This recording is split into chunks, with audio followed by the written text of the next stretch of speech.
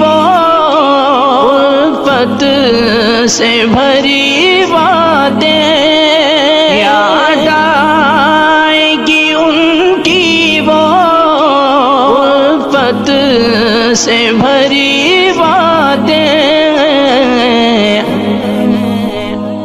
انداز حکیمانہ انداز حکیمانہ جھک جھک کے وہ سمجھانا دل درد سے افسردہ آنکھیں شکیبانہ علماء کی جدائی سے ویران ہے میدانہ دل درد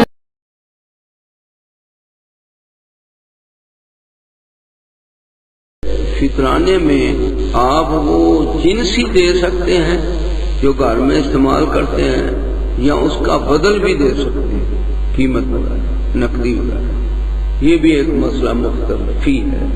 اور اس میں امام احمد، امام شافعی، امام مالک، ان کے مسالک یہ ہیں کہ تبدیلی نہیں ہو سکتی، جنسی دے سمجھا گی فطرانہ میں۔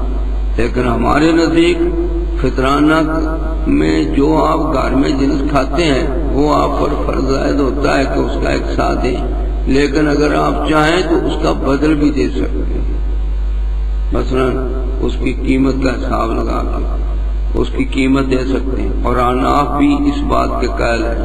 اہل حدیث الحمدللہ وہ لوگ ہیں جو ہمہ وقت حدیث رسول کو سامنے رکھتے ہیں، کیونکہ حدیث میں آیا طعمۃ للمساکین